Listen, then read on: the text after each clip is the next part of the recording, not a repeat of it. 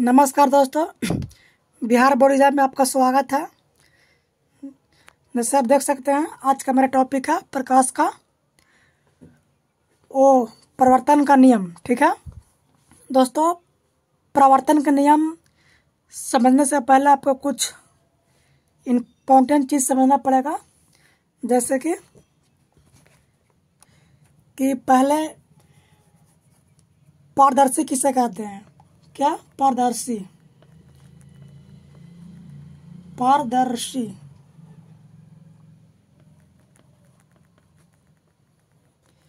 आप देख आप देख पा रहे होंगे दोस्तों, पारदर्शी किसे कहते हैं? तो दोस्तों, आपको भली बात ही पता होगा कि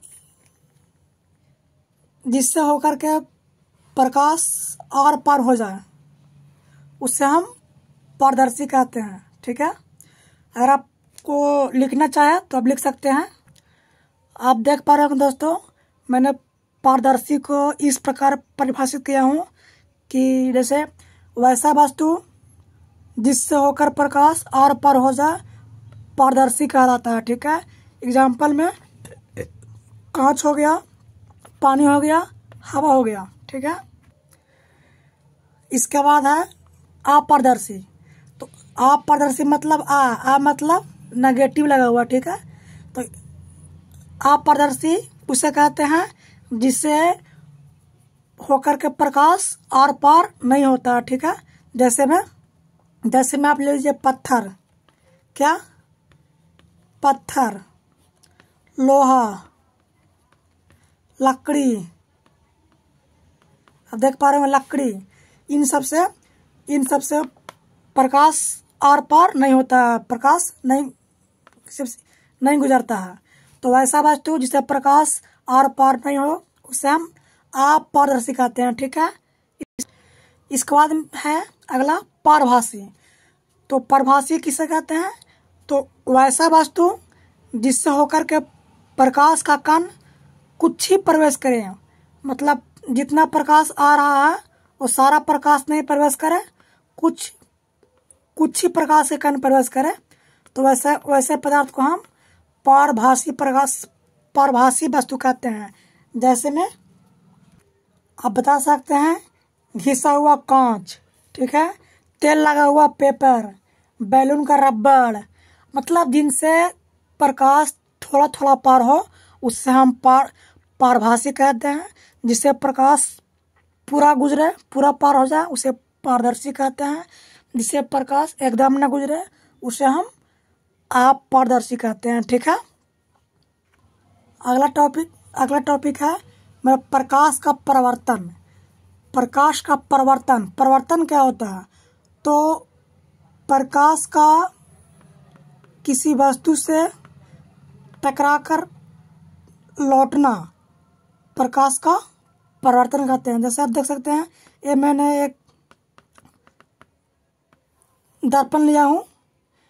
दर्पण के पीछे ये शीशा के पीछे अगर कलाई कर देते हैं, ऐसे करने के बाद ये रंगीन, मतलब इसे कलाई कर रहे हैं। कलाई करने के बाद ये दर्पण हो गया। क्या हो गया? समतल दर्पण। समतल, आप देख पा रहे होंगे समतल दर्पण। ठीक है, तो आप देख पा रहे होंगे प्रकाश का परिवर्तन। जैसे परिवर्तन क्या है?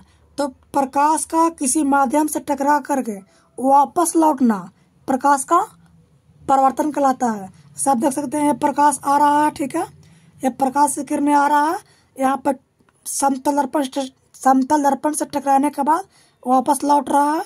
तो लौटने की घटना को ही प्रकाश का परिवर्तन कहते हैं। दोस्तों, मैं आपको बता दूं कि समतल दर्पण प्रकाश का परिवर्तक का सबसे अच्छा एक प्रवर्तक माना जाता है। ठीक है दोस्तों, यह रहा बात की बात है। अब अपने टॉपिक पे आते हैं, परिवर्तन का नियम।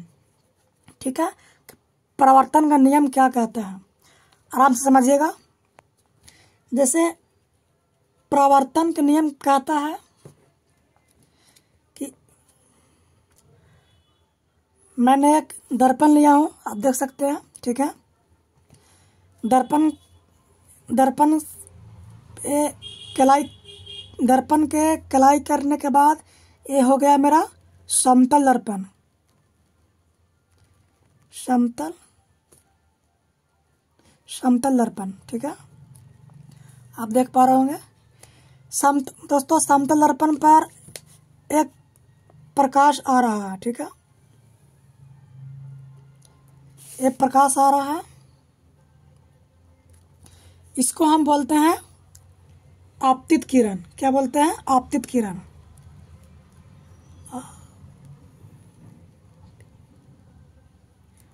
आपतित किरण,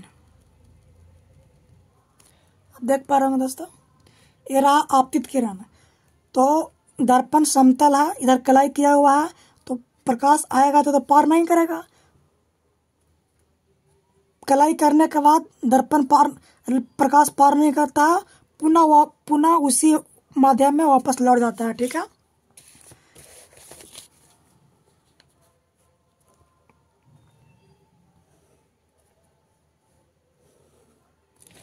देख सकते हैं दोस्तों, इधर प्रकाश आ रहा है, दर्पण से टकराने के बाद पुनः वापस उसी माध्यम में लौट गया, जिस माध्यम में आ रहा था उसी माध्यम में। माध्यम कब चेंज होता है? एक ही माध्यम है और एक ही माध्यम है। अगर पार हो जाता, ये माध्यम 1 हुआ, ये माध्यम 2 हुआ, ठीक है। प्रकाश आता, इस दर्पण को पार कर जाता तो प्रकाश दूसरी माध्यम में प्रवेश कर जाता। लेकिन दर्पण ये जो समतल दर्पण है, इधर कलाई किया हुआ है, समतल दर्पण है, तो प्रकाश इधर पार नहीं हुआ, उसी माध्यम में वापस लौट गया, ठीक है। तो ये हमारा हुआ आपतित किरण, ये हुआ हमारा परावर्तित किरण। जो प्रकाश आएगा वो आपतित होगा, आपतित किरण होगा। अब लौटने का जो प्रकाश लौटेगा वो होगा परावर्तित किरण, ठीक है दोस्तों। अब आपतित किरण और परावर्तित किरण के बीच में एक अभिलंब बनता है, आप देख सकते हैं, ये अभिलंब हुआ। इससे हम क्या बोलते हैं? अभिलंब। देख पा रहे हो?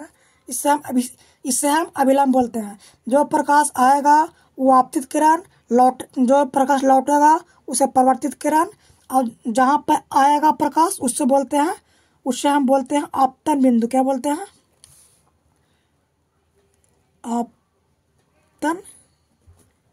आपतन बिंदु, ठीक है। और ये अभिलंब होता है। तो दोस्तों ध्यान दीजिएगा, मेन बात की पॉइंट यहीं पर है।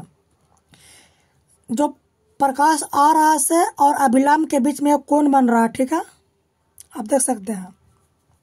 और प्रकाश जो जा रहा है परावर्तित किरण है, और अभिलंब के बीच में कोण बनता है। तो आपतित किरण और अभिलंब के बीच जो कोण बनता है, इससे मान लीजिए कि हम आई लिख रहे हैं, ठीक है, I1। और अभिलंब और परावर्तित किरण के बीच जो कोण बन रहा है उससे हम I2 लिख रहे हैं। क्या? I2 लिख रहे हैं। तो अभिलंब, आपतित किरण और अभिलंब के बीच बना कोण परावर्तित किरण और अभिलंब के बीच बना कोण के बराबर होता है। क्या समझे? आपतित किरण और अभिलंब के बीच बना कोण, परावर्तित किरण और अभिलंब के बीच बना कोण, दोनों कोण बराबर होते हैं। तो क्या? I1 बराबर I2 हो गया, ठीक है। से मान लीजिए कि ये 40 डिग्री का होगा, तो ये भी 40 डिग्री होगा। ये बात आप अच्छे से समझ पा रहे होंगे, ठीक है। और दोस्तों, आपतित किरण और परावर्तित किरण,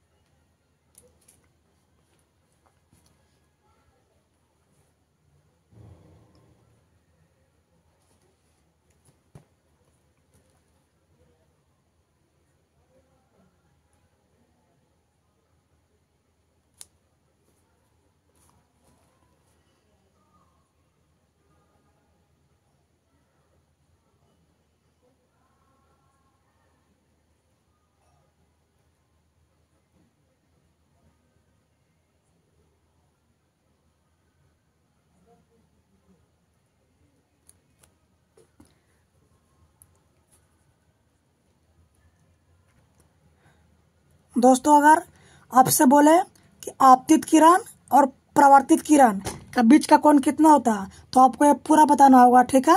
ये पूरा कोण बताना होगा। आपतित किरण और परावर्तित किरण के बीच का कोण ये पूरा बताना होगा। और आपतित किरण और अभिलंब के बीच कोण पूछे तो ये बताना होगा, ये अब तक यह बताना होगा, ठीक है। और अभिलंब और परावर्तित किरण यानी परावर्तित किरण और अभिलंब के बीच कोण पूछे तो यह कोण बताना होगा, ठीक है। अब समझ पा रहे होंगे।